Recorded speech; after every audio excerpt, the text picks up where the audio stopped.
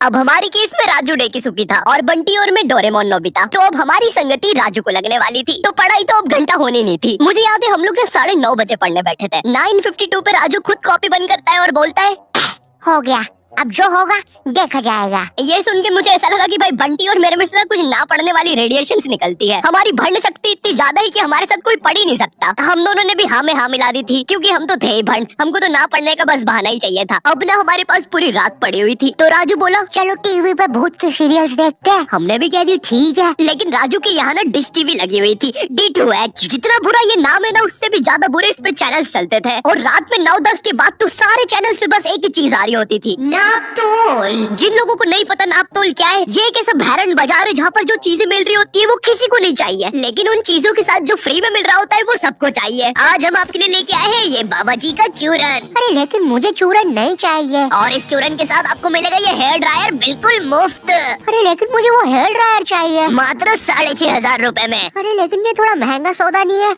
लेकिन यार ड्रायर का तो कोई पैसा ही नहीं है, वो तो मुफ्त में मिल रहा है।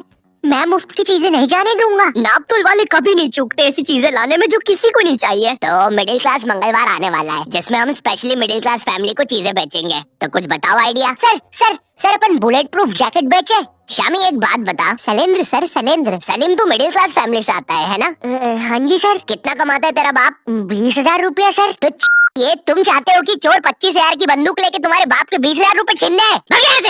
मिडिल क्लास फैमिली को बुलेट प्रूफ जैकेट बेचेंगे। देखिए कभी बाप ने बुलेट। सर इस गरीब पे टाइम वेस्ट करने से अच्छा मेरे पास एक आइडिया है। क्यों ना हम बुलेट प्रूफ चड्डी बेचे? ये होते हैं आइडियाज। क्या बात करी है। और सर हम उस चड्डी में ब्लूटूथ स्पीकर भी लगा देते हैं। तेरा तो प्रमोशन पक्का। नापतोल लेके आए आपके लिए बुलेट प्रूफ चड्डी, जिसको पहनने के बाद आप पर तो लड़कियां मरेगी लेकिन आप किसी के बाप से नहीं मरेंगे। इस चड्डी के अंदर आपको मिल जाता है एक ब्लूटूथ स्पीकर जो कि रिकॉर्ड करता है आपके सारे खुशियों के पल। आइए जरा इन भाई साहब के खुशियों के पल सुनते हैं।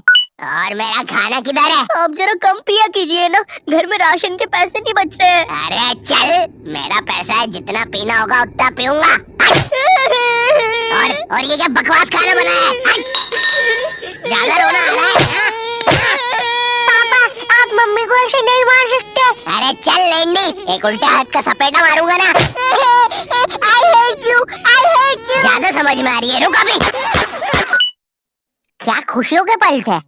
भगवान ऐसी खुशी सभी को दे। और अभी खरीदने पर आपको इसके साथ ये जूस मेकर भी मिलेगा बिल्कुल मुफ्त। अब हम टीवी पर तो कुछ देख नहीं पा रहे थे तो हमने सोचा चलो भूत की बातें करते हैं। तो उस टाइम ना एक हॉरर शो आता था, विकराल और घबराल, स्टार उत्सव पे। उस टाइम ना पूरा टीवी एक तरफ और स्टार उत्सव एक तरफ। स्टार उत्सव ना बाकी चैनल से 356 एपिसोड पीछे चलता था। वो मुझे बिल्कुल अपनी तरह लगता था। एक तरफ क्लास के बाकी बच्चे जिनका सिलेबस पूरा कंप्लीट है और एक तरफ मैं जिसने अभी बस किताब ही खोली है। एक तरफ क्लास का टॉपर बच्चा स्टार प्लस जिस पर दिया और बाती में संध्या बेंगड़ी ने IPS पुलिस ऑफिसर बन के एवेंजर्स के साथ मिलके अपने पति सूरज को मार दिया है और फिर उसका पुनर्जन्म होने के बाद उससे ही शादी कर ली है। और एक तरफ मैं स्टार उत्सव जिस पर संध्या बेंगड़ी अभी बस IPS पुलिस ऑफिसर की एग्जाम ही लिख रही है।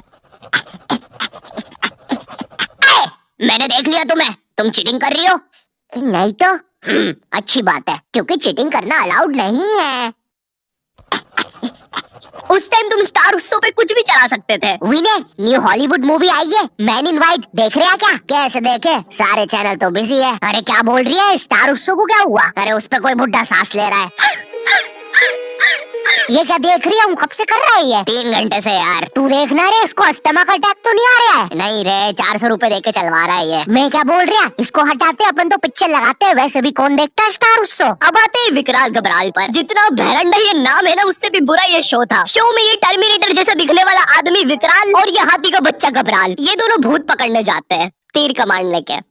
हाँ तीर कमांड। और तुम लोग मुझे गाली देते हो कि मैं नशे करके स्क्रिप्ट लिखता हूँ। जरा सोचो इस शो के राइटर्स ने कैसे अपने शो को बेचा होगा। देखिए शो मामूली तरीके से स्टार्ट होगा। कोई लड़की मर जाएगी, भूत बन जाएगी, लोगों को परेशान करेगी, बुड्ढों की बाथरूम में घुस जाएगी। जी जी जी जी, एक सेकंड, बुड्ढों की बात। फिर विकराल घबराल आएंगे बैटमैन की बाइक पे। है सही। अब क्लाइमेक्स है ना, ध्यान से सुनना। पता है वो लोग भूत को कैसे मारेंगे? तीर कमान से। क्या बात कर रहे हो? रुको, अभी और है। मामूली तीर कमान नहीं, मुड़ा हुआ तीर कमान। इसकी माँ की आँख। अभी और है।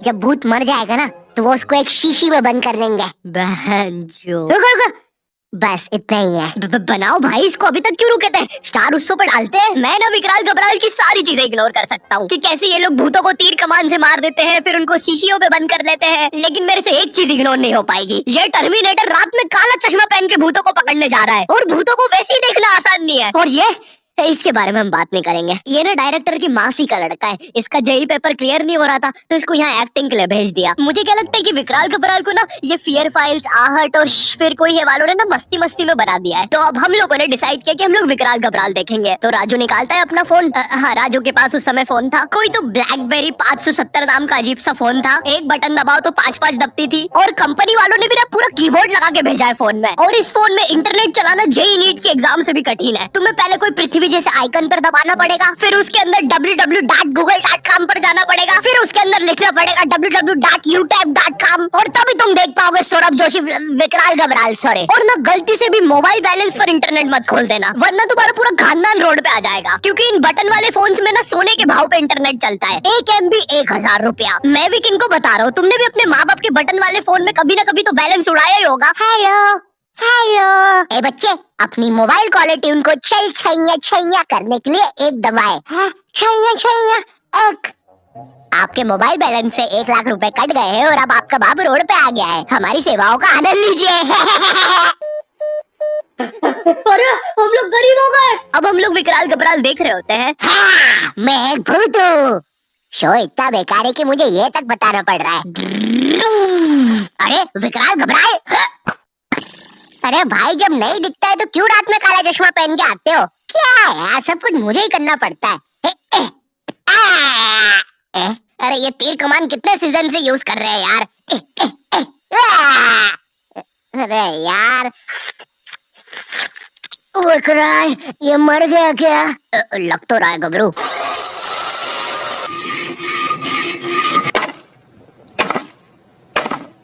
हो गया।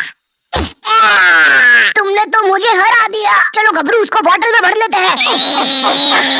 विकराल और घबराल, ये सब बकलोली देखने के चक्कर में ना हम एक चीज देखना भूल गए थे, और वो था टाइम। ये सब करते करते सुबह के 5:25 बज गए थे। 7:30 बजे हमारा मैथ्स एग्जाम था। भाई हमारी हालत ना उन सिपाहियों जैसी हो गई थी जो एग्जाम की जंग लड़ने से पहले ही हार चुके थे। अब हम लोग सीधा भागते हैं सोने के लिए। बंटी साला हमारे से पहले ही सो चुका था, जिंदा लाश की तरह पड़ा हुआ था साला जमीन पे। अब हम डर के मारे सो तो जाते हैं, लेकिन अलार्म लगाना भूल जाते हैं। सुबह के 9 बजे राजू के घर वाले आके हमको उठाते हैं, मुझे और बंटी को घर भगाते हैं, राजू को एक चमाट मारते हैं, और अब हम लोग 7:30 का पेपर 9 बजे देने जाते हैं। बस फिर क्या, मेरे और बंटी के 100 में से 7 और 16 आते हैं, राजू के 32 आते हैं, और फिर उसके बाद से राजू हमारे साथ कभी ग्रुप स्टडीज नहीं किया।